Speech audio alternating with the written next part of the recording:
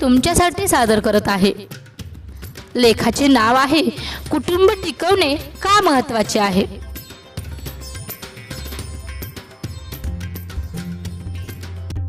आज परत एकदा नकळत मुंगी तळ्यात पडली।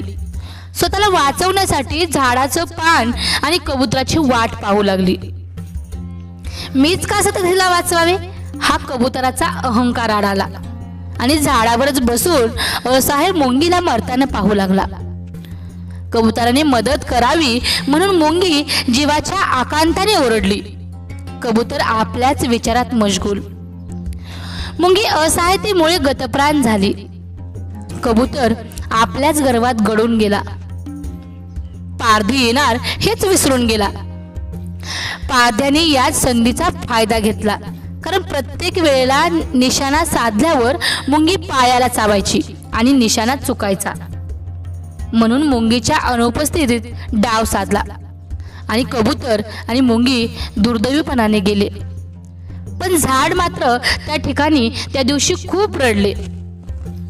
मुंगी कबूतर मेल्याचं दुःख होतच, पण त्याहूनही परोपकाराची भावना मेल्याचं होतं।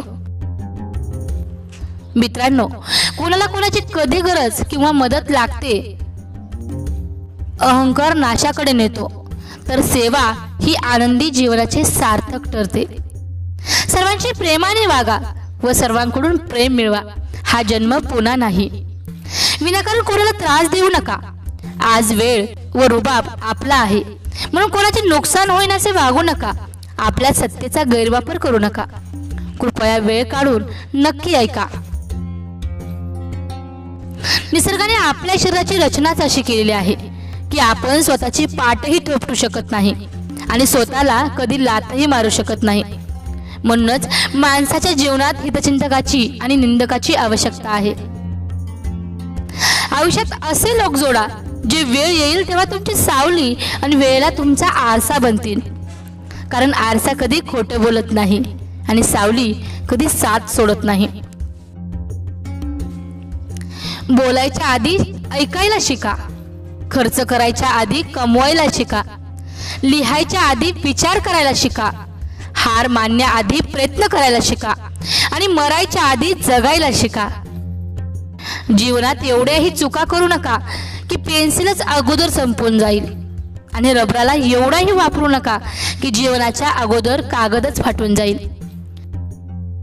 जीवन जगताना संगत ही खूप महत्त्वाची आहे।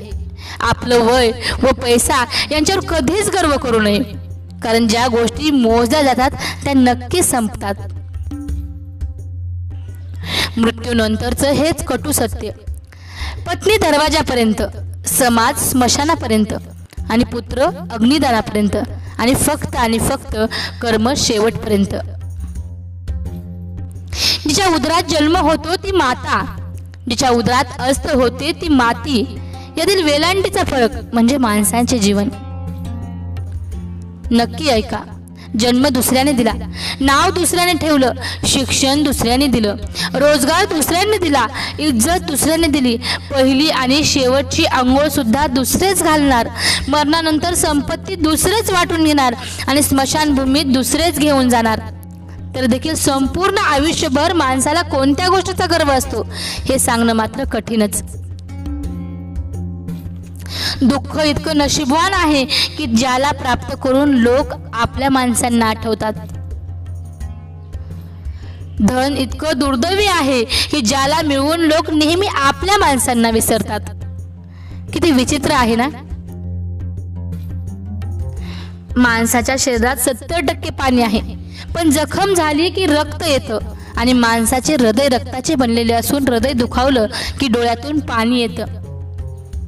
चांगले मेसेज नेहमी जास्तीत जास्त शेअर करा, मनाला खूप वेगळा आनंद मिळेल। खूपच सुंदर लेख आहे, त्यामुळे मी तो तुमच्यापर्यंत पाठवला। तुम्ही इतर ग्रुपवर सेंड करा। पूर्ण ऐकल्याबद्दल धन्यवाद।